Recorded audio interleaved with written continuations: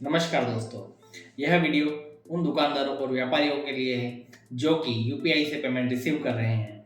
मैं Mayank Jain from MN Jain and company और इस वीडियो में बात करेंगे यूपीआई ट्रांजैक्शन एवं income tax and GST law से जुड़े कुछ नियमों के बारे में। दोस्तों, नया वित्त वर्ष फाइनेंशियल ईयर स्टार्ट हो चुका है, तो आप भी अगर यूपीआई से पेमेंट रिसीव कर रहे हैं तो कुछ बातों का ध्यान रखें।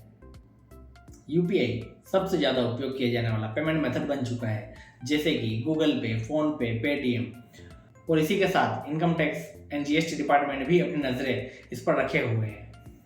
दोस्तों, यूपीआई आज की तारीख में तो रिपोर्टेबल ट्रांजैक्शन नहीं है। कहने का मतलब है कि यूपीआई को डायरेक्टली ट्रेस नहीं किया जा रहा है नियमानुसार, फिर भी डिपार्टमेंट इस पर नज़रें रख रहा है। रिसेंटली एक चेन्नई में केस हुआ है जहां पर यूपीआई ट्रांजैक्शन रिसीव्ड के बेस पर जीएसटी रजिस्ट्रेशन के लिए कंपलसरीली नोटिस एक व्यक्ति को प्राप्त हुआ है, जहां पर उस व्यक्ति का 40 लाख से अधिक पेमेंट जो है वो यूपीआई के थ्रू रिसीव्ड हुआ था। तो हमें भी इस लिमिट का ध्यान रखना है कि कहीं यूपीआई का ट्रांजैक्शन रिसीव करते करते, पेमेंट रिसीव करते करते हम कहीं जीएसटी या इनकम टैक्स में जो लिमिट दे रखी है कहीं उसका उल्लंघन तो नहीं कर रहे हैं। यूपीआई का यूज़ आप दो प्रकार के अकाउंट से कर सकते हैं। एक सेविंग बैंक अकाउंट से कर सकते हैं, एक करंट बैंक अकाउंट से कर सकते हैं। सेविंग बैंक अकाउंट से जब आप इसका उपयोग करें तो ध्यान रखें कि कुछ जनरल ट्रांजैक्शन, कोई छोटे मोटे लेन देन ही आप इससे करें।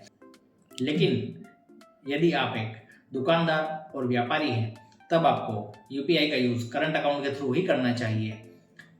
एंड यदि आपने जीएसटी ले रखा है तब तो कोई दिक्कत नहीं है, लेकिन यदि आपने जीएसटी नहीं लिया है और आप यूपीआई के थ्रू पेमेंट ले रहे हैं करंट अकाउंट में, तब मेक श्योर करें कि एक फाइनेंशियल ईयर में आपका जो रिसीव्ड है पेमेंट वो 40 लाख से अधिक नहीं होना चाहिए।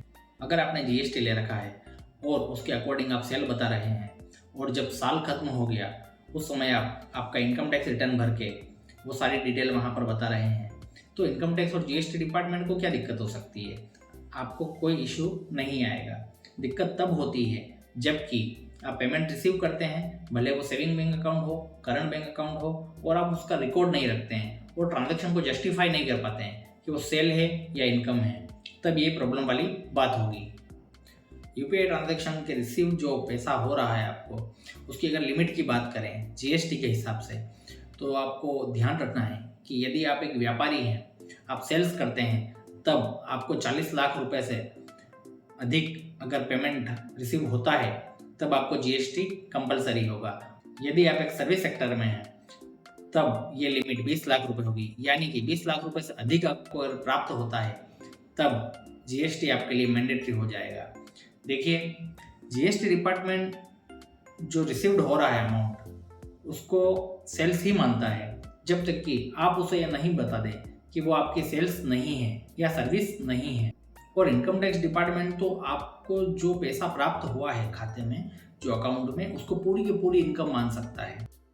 ऐसे में आपको क्या करना है, जब भी आप आईटीआर फाइलिंग करें तब जो भी अमाउंट आपको रिसीव्ड हुआ है उसका प्रॉपर जस्टिफिकेशन देना जरूरी होता है। यूपीआई पेमेंट जो आपको रिसीव हो रहा है वो किसी भी प्रकार का हो सकता है, जैसे कि सेल्स, सर्विस, कोई गिफ्ट है या कोई सेल ऑफ प्रॉपर्टी है या कोई अन्य पेमेंट है, तब आपको उसके हिसाब से ही आईटीआर भरनी है। कहने का अर्थ ये है कि यदि आपका जो पेमेंट रिसीव हो रहा है वो जीएसटी लिमिट से कम है, लेकिन आपने आईटीआर में प्रॉपर जस्टिफाई कर दिया है, तब आपको किसी भी प्रकार की दिक्कत नहीं होने वाली है। जैसा कि मैंने पहले कहा था कि यदि आप एक व्यापारी या दुकानदार हैं तब आपको यूपीआई का यूज़ करंट अकाउंट के थ्रू ही करना चाहिए।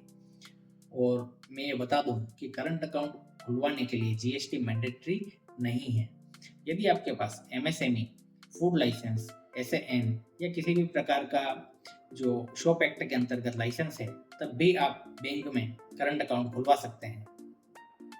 वीडियो के अंत में मैं ये बता दूं कि मेरा उद्देश्य आपको टैक्सेशन से जुड़ी बातों से अवेयर करवाना है, ताकि जानकारी के अभाव में आप किसी प्रकार की प्रॉब्लम में ना आ जाए। अगर आप इससे जुड़ी और अधिक जानकारी चाहते हैं तो आप हमारे ऑफिस पर आकर फ्री में कंसल्टेशन ले सकते हैं। धन्यवाद।